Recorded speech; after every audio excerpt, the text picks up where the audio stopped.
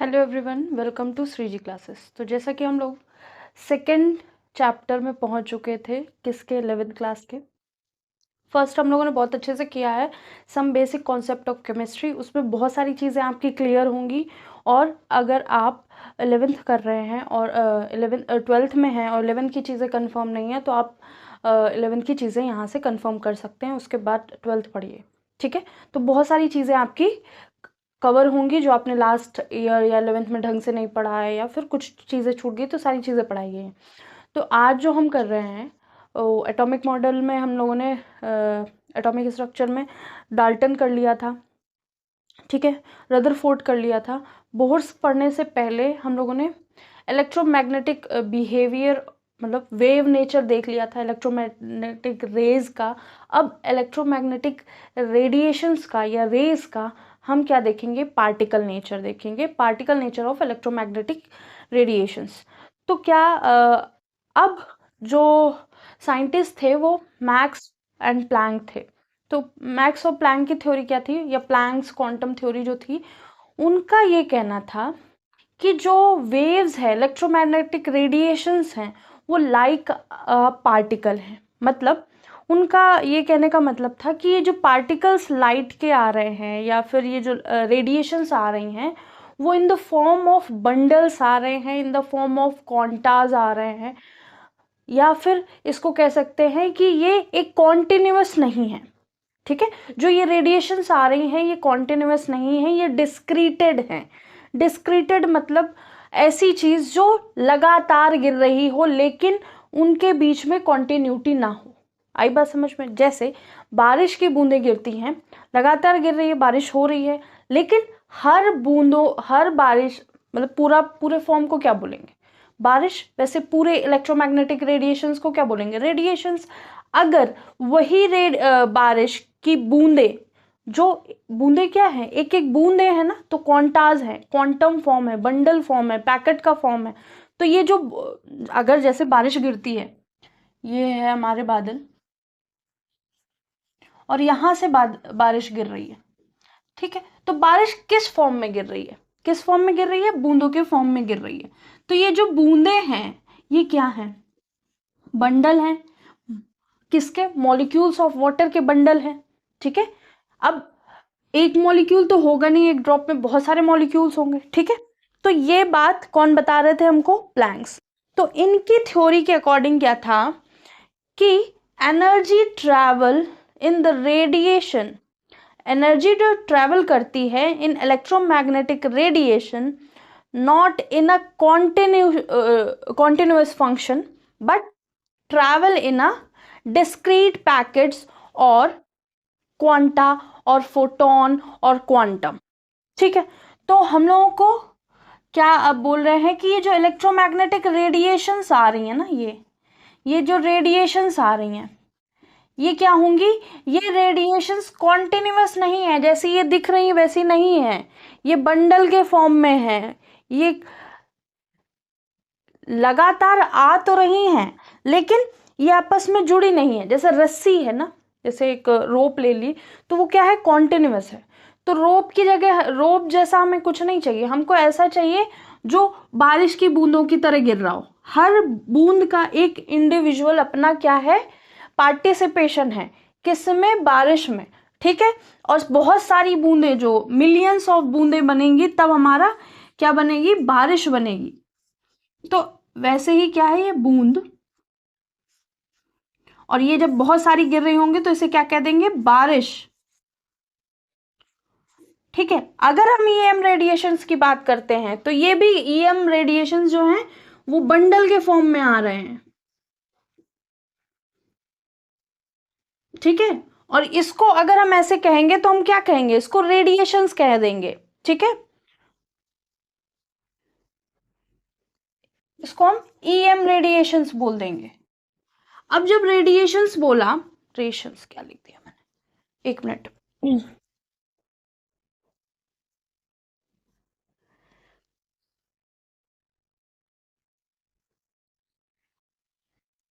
तो ये जो बहुत सारी मिलियंस ऑफ पार्टिकल्स आ रहे हैं, ये जो मिलियंस ऑफ क्वांटम्स आ रहे हैं, ये मिलियंस ऑफ फोटॉन्स आ रहे हैं, क्वांटाज आ रहे हैं, तो इसको कंबाइंड, इसका पूरे ग्रुप को क्या बोल देंगे? रेडिएशन। ठीक है। और इस रेडिएशन का जो धारा आ रही है ना, जैसे ये बारिश की धारा है, ठीक है, बहुत सारी बूंदें मिलके बारिश बना रही, वैसे ये जो आ रही है उसके एक पार्टिकल को क्या बोल देंगे? फोटॉन या क्वांटा और क्वांटम। ठीक है, तो ये प्लैंक्स की जो थ्योरी थी वो हमें बताती है क्या? प्लैंक्स क्वांटम थ्योरी हमें बताती है पार्टिकल नेचर ऑफ रेडिएशंस। ठीक है, क्योंकि रेडिएशंस पार्टिकल और वेव नेचर दोनों शो कर रही हैं। ठीक है, आई थिंक ये समझ में आ गया होगा। थ्योरी लिखते हैं, थोड़ा सा ये लिखना है। एनर्जी और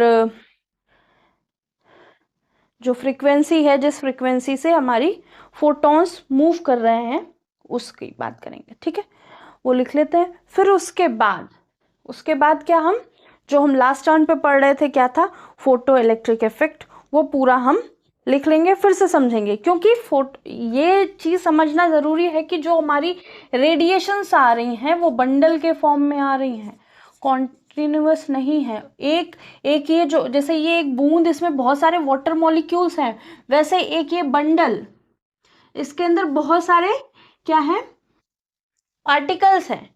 ठीक है, बहुत छोटे छोटे पार्टिकल्स हैं। ठीक है, इतने छोटे पार्टिकल्स हैं, इतने सारे पार्टिकल हैं, और इतने सारे एक साथ आ रहे हैं, इतनी ज़्यादा इंटेंसिटी से आ रहे हैं, इतनी ज़्यादा स्पीड से आ रहे हैं कि हम उनको ये नहीं डिटेक्ट कर पाते हैं कि ये इतने कॉन्टिन्यूस आ रहे हैं कि रुक रुक के आ रहे हैं। ठीक है, तो अगर बारिश की बूंदें गिर रही हैं तो लगातार गिर रही हैं। ठीक है, हम जब तक समझते हैं कि हाँ एक बूंद दो बूंद अलग हैं एक दूसरे से, वो हमको कैसे पता चलता है? अगर हम आंखें बंद कर रखें और क्या करें, बारिश गिर रही है, हम लोगों ने पहले, अगर कोई आदि मानव या कोई ऐसा प्राणी हो जिसने कभी बारिश नहीं देखी, उसको आंखें बंद करके खड़ा कर दी जाए बारिश में, तो वो क्या कहेगा? कॉन्टिन्यूस चीजें गिर रही हैं। ठीक है, और जब वो ऑब्जर्व करेगा कि नहीं नहीं एक एक करके बूंदें गिर रही हैं, तो बारिश की इंटेंसिटी इतनी तेज नहीं होती, उसकी स्पीड इतनी तेज नहीं होती, होती है कहीं कहीं होती, नहीं समझ पाते हैं, बहुत ज़्यादा आंधी तूफान आता है तो नहीं समझ पाते कि बारिश कॉन्टिन्यूस में हो रही है कि डिस्क्रीट वे में हो रही। इसी तरह रेडिएशंस जो आती हैं उनके पार्टिकल्स होते तो अलग अलग हैं। ठीक है, क्वांटम के फॉर्म में होते हैं, पैकेट के फॉर्म में होते हैं, लेकिन वो इतनी तेजी से आ रहे होते कि हमको लगता है seems to it's a continuous, लेकिन वो डिस्क्रीट मैनर में आते हैं। ठीक है, तो अब हम लिखेंगे particle nature of radiation, that is Planck's quantum theory. इसको रब करते हैं। तो मैक्सवेल की जो थ्योरी बहुत कुछ नहीं बता पा रही थी, वो प्लैंक्स की थ्योरी ने बता दिया था। कौन सी प्लैंक्स की थ्योरी? Quantum theory. तो हमारी हेडिंग क्या है? Particle nature of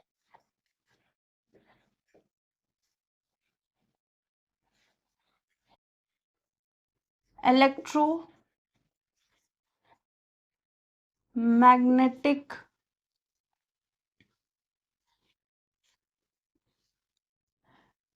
radiation. Radiation का कैसा नेचर है? पार्टिकल जैसा नेचर है। अगर हम बॉल एक फेंक रहे हैं तो बॉल कैसी है? पार्टिकल नेचर की है। तो ऐसी बहुत सारी बॉल्स हैं। ठीक है, और इसको और क्या बोलते हैं? Planck's theory. ठीक है, क्या बोलेंगे? Planck's quantum theory.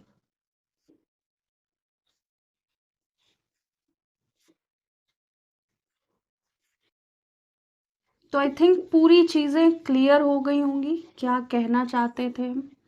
कि रेडिएशन जो है, इलेक्ट्रोमैग्नेटिक रेडिएशंस जो हैं, वो वेव की तरह बिहेव करेंगी। ये कौन बताने वाला था? मैक्सवेल थ्योरी में बताया गया था। लेकिन ये पार्टिकल की तरह बिहेव करेंगी, ये कौन बताएगा? Planck's quantum theory. तो अकॉर्डिंग टू दिस, या फिर इसकी जो प्रॉपर है वही लिखते हैं, या मैक्स प्लैंक थ्योरी भी कहते हैं। According to Max Planck, Maxwell और प्लैंक अलग थे, प्लैंक थ्योरी, ठीक है। According to Max Planck theory,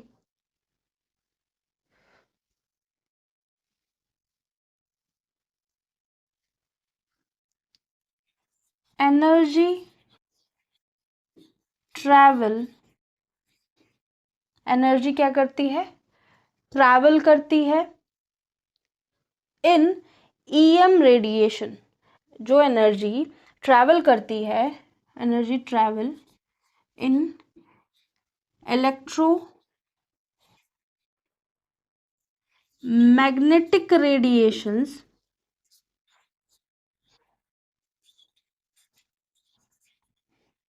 ठीक है। According to Max Planck theory, energy travel in electromagnetic radiation not in a continuous function is not in a continuous way, continuous way में नहीं जा रही है, but in a discrete manner, but in a discrete manner, अलग अलग जा रही है, ठीक है। discrete manner in the form of packets of energy, in the form of packets of energy, और पैकेट्स ऑफ एनर्जी को क्या कहेंगे, फोटोन और क्वांटा,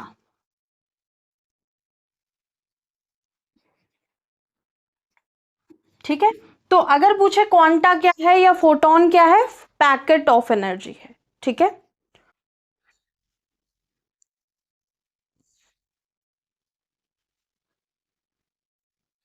तो एनर्जी ये हो गया, लिखते हैं energy of photon is directly proportional to frequency of electromagnetic radiation.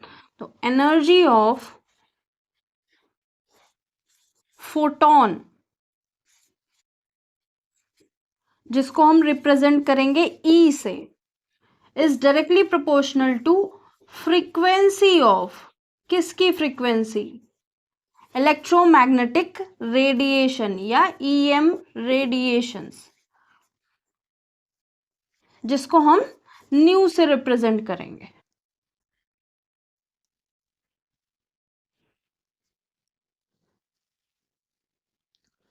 तो सारी चीजें क्लियर हैं। अब क्या है, और इसको वैसे शॉर्ट में लिख सकते हैं या फिर ऐसे लिख लो, E is directly proportional to nu. E क्या है, एनर्जी ऑफ फोटोन, न्यू क्या है, फ्रीक्वेंसी ऑफ इलेक्ट्रोमैग्नेटिक रेडिएशन। तो हमारी ये प्लैंक्स क्वांटम थ्योरी का ये पार्ट खत्म हो गया, ठीक है। लिखने को तो इसमें हम बहुत कुछ लिख सकते हैं, ठीक है, जो हमने कहानी बताई कि फोटोन कैसे क्या होता है।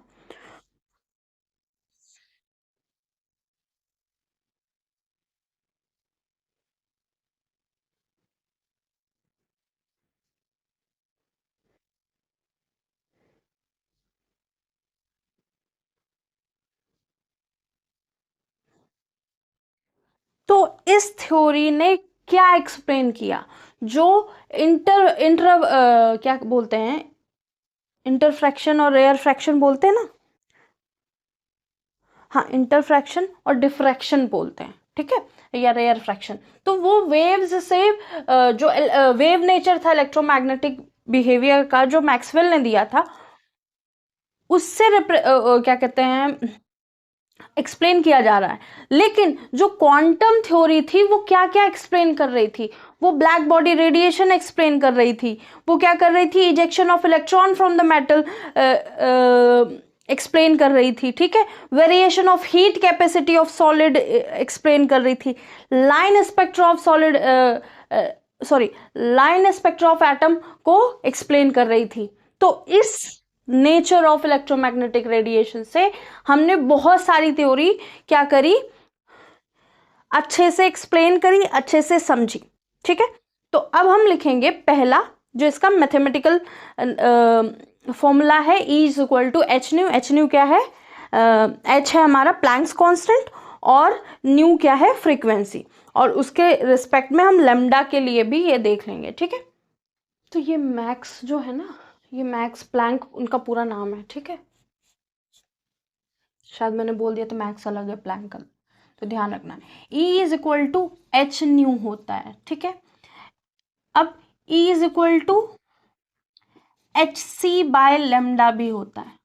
ठीक है, तो सी न्यू क्या है, सी बाय लेमडा, ये हम पहले भी कर चुके हैं। तो इसको हम ये भी लिख सकते हैं, ये अगर एक फोटोन की बात हो रही होगी तो इसको बोल सकते हैं N H C H nu या N H C by lambda. और ये एन क्या है, नंबर ऑफ फोटॉन्स। ठीक है, एन क्या है, नंबर ऑफ या एनर्जी ऑफ एन फोटॉन्स। ठीक है, नंबर ऑफ फोटॉन्स है। तो ये है हमारा फॉर्मूला जो हमको याद रखना है। और यहाँ पे H क्या है, since where H is equal to Planck's constant. अब प्लैंक्स कांस्टेंट की वैल्यू क्या है, किसी भी फ्रिक्वेंसी का इलेक्ट्रोमैग्नेटिक रेडिएशंस आ रहे हों, उनकी एनर्जी डायरेक्टली प्रोपोर्शनल होगी फ्रीक्वेंसी की। जितनी ज्यादा एनर्जी होगी उतनी ज्यादा फ्रीक्वेंसी से आ रहे होंगे कौन, फोटॉन्स आ रहे होंगे। ठीक है, तो H की वैल्यू क्या है, 6.63 6.63 10⁻⁻34 जूल सेकेंड। ठीक है, 10⁻⁻34 जूल सेकेंड। तो ये हो गई प्लैंक्स की वैल्यू। यहाँ पे n बता दिया, नंबर ऑफ फोटॉन्स। c क्या है, न्यू फ्रीक्वेंसी है, फ्रीक्वेंसी। c क्या है, स्पीड ऑफ लाइट है। लैम्डा क्या है, वेवलेंथ ऑफ द रेडिएशन।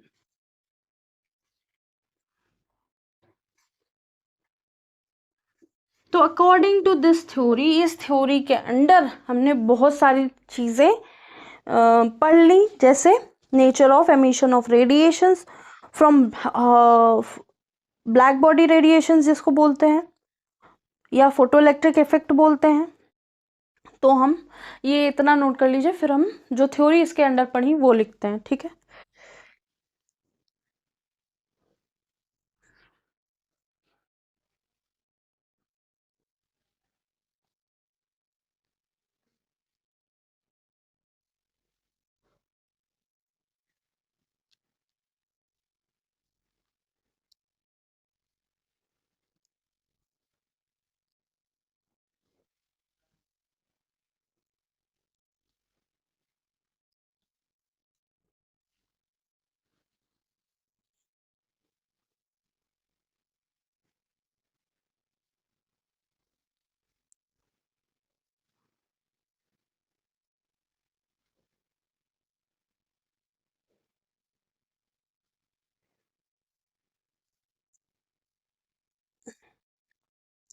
तो ये जो क्वांटा या क्वांटम होते हैं, यहाँ पे नोट करके लिख लीजिए,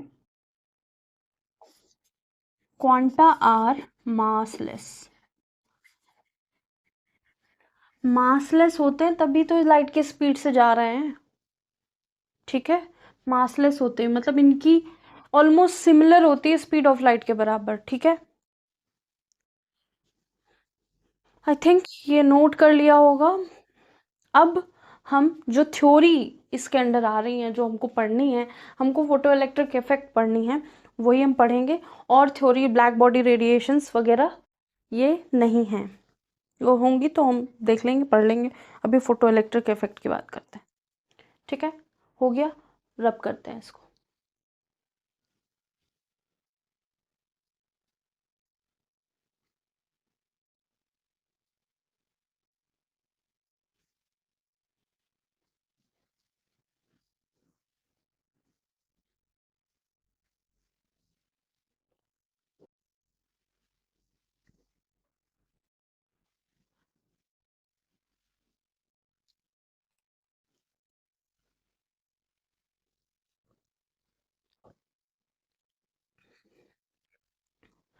जो प्लैंक्स थे उन्होंने जो ये थ्योरी दी, इस थ्योरी की वजह से ही कंक्रीट एक्सप्लेनेशन प्लैंक्स कर पाए इन थ्योरीज का। कौन सी थ्योरी? ब्लैक बॉडी रेडिएशंस, जिसकी अभी हम बात करेंगे। फोटो इलेक्ट्रिक इफेक्ट, जो हमें बहुत इंपॉर्टेंट है, वो हमें अभी पढ़नी है। थर्ड है variation of heat capacity of solid. Solid की जो हीट कैपेसिटी में वो वेरिएशंस हो रहा है, क्योंकि वो क्या है, फंक्शन ऑफ टेम्परेचर है, वो भी देखेंगे। और लाइन स्पेक्ट्रा तो हमको देखना ही है, line spectra of hydrogen atom. ठीक है, तो ये सारी थ्योरीज प्लैंक्स ने जब पार्टिकल थ्योरी दी, तो ये सारी थ्योरीज क्या हो गई, एक्सप्लेन करी जा सकी, क्योंकि उन्होंने ये बताया जो रेडिएशंस हैं वो पार्टिकल नेचर में जा रही हैं। First concrete explanation is given by Planck's on the basis of following theories, on basis of particle nature of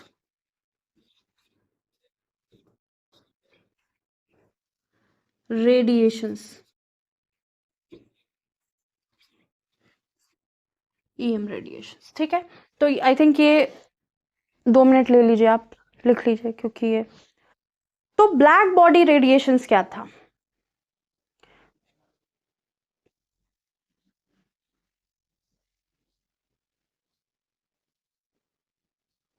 तो ब्लैक बॉडी रेडिएशंस क्या थी? एक ऐसी बॉडी जो सारी रेडिएशंस को एब्जॉर्ब करे, ठीक है, चाहे वो कितनी भी फ्रीक्वेंसी की हो। एक आइडियल बॉडी जो एमिट करे, which emit and absorb all radiation, वो सारी रेडिएशंस को एमिट्स कर दे और सारी रेडिएशन को एब्जॉर्ब कर ले। तो ये क्या है, आइडियल कंडीशन है ब्लैक बॉडी का। ठीक है,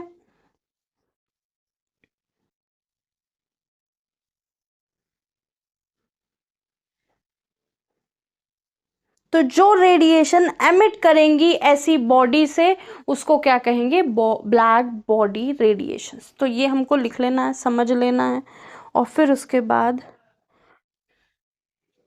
फोटो इलेक्ट्रिक इफेक्ट लिख लेंगे।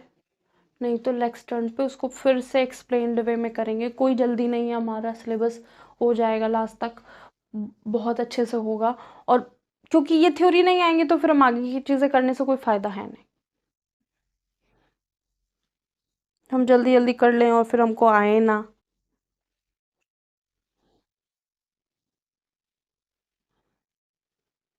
थिंक ये हो गया होगा।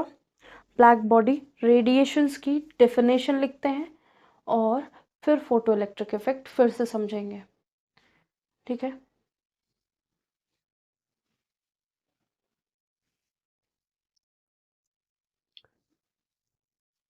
इसको रब करते हैं।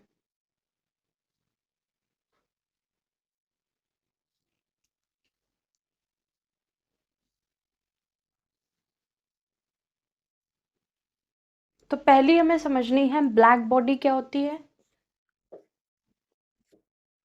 ब्लैक बॉडी, और दूसरी ब्लैक बॉडी रेडिएशन। ठीक है, अब ब्लैक बॉडी क्या होती है? ऐसी ऑब्जेक्ट, ऐसी आइडियल ऑब्जेक्ट जो एब्जॉर्ब और एमिट कर दे सारी टाइप ऑफ फ्रीक्वेंसीज। तो क्या है, an ideal body which absorbs and radiate की जगह हम एमिट, एब्जॉर्ब्स एंड एमिट कर सकते हैं। Emit, emit which absorbs and emits all type of all type नहीं, all kind of frequencies,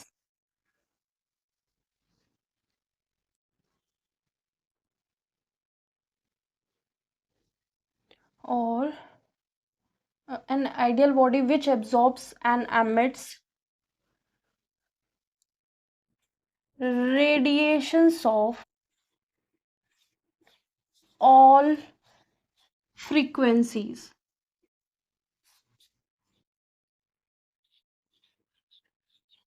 is known as black body. ठीक है, ये हमारी ब्लैक बॉडी कहलाएगी। कौन? जो सारी रेडिएशन को एब्जॉर्ब करे और सारी को एमिट कर दे। अब जो रेडिएट करेगा, मतलब जो इन फ्रीक्वेंसीज को एमिट करेगा, उसको क्या बोलेंगे? वो प्रोसेस को बोल देंगे ब्लैक बॉडी रेडिएशंस। तो क्या लिखेंगे इसकी डेफिनेशन? इसकी डेफिनेशन लिखेंगे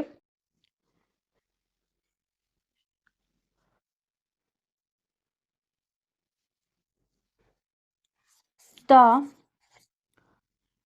radiations emitted by black body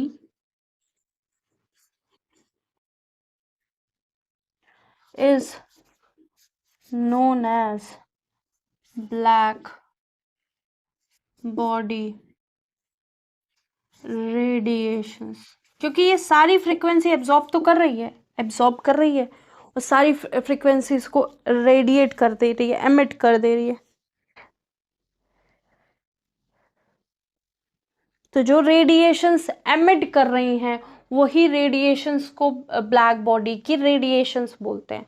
कि जैसे हमारी एक ये बॉडी है ब्लैक कलर की, हमने ब्लू बना दी है, ठीक है, ये हमारी ब्लैक बॉडी है जो ब्लू दिखती है, ठीक है। अब इस ब्लैक बॉडी से जो रेज एमिट करेंगी वो क्या होंगी? Black body radiations. यही रेडिएशन जो एमिट कर रही हैं उन्हीं रेडिएशंस को कहेंगे ब्लैक बॉडी रेडिएशन, ठीक है।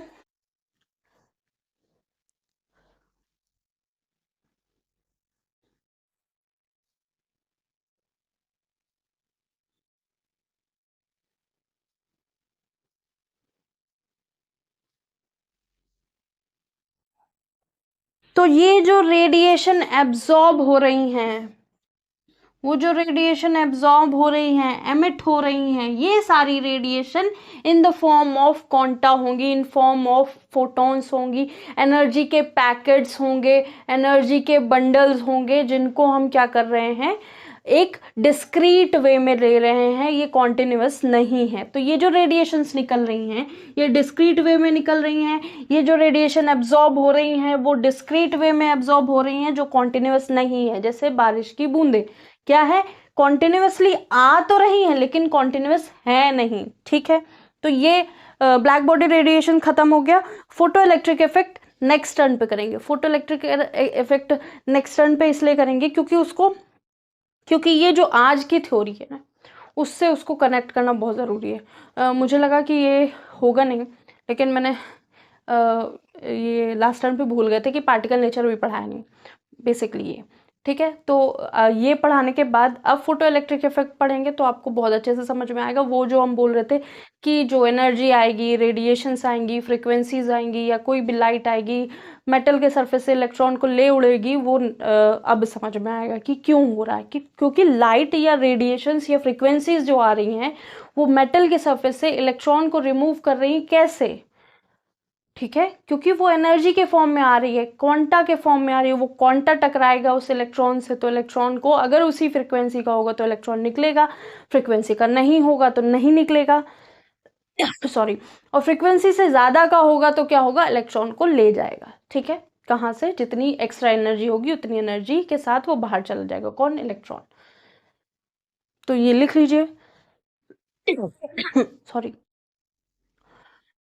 तो आपने ये लिख लिया होगा और नेक्स्ट क्लास में प्लैंक्स फोटो इलेक्ट्रिक इफेक्ट पूरा कंप्लीट करेंगे।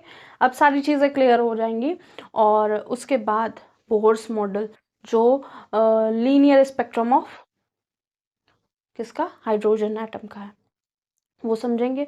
थोड़ा-सा लेंदी हो जा रहा है, हो जाने दीजिए, समझने में बस आसानी होनी चाहिए। समझ लेंगे तो हम एक बार समझेंगे, फिर सबको समझाते फिरेंगे, ठीक है? आज के लिए इतना ही। आपको जो भी चीज़ें अच्छी लग रही हैं वो बताइए, नहीं अच्छी लग रही हैं वो भी बताइए, और लाइक एंड सब्सक्राइब ज़रूर कीजिएगा, कमेंट कीजिएगा, और आज के लिए बस इतना ही। Thank you.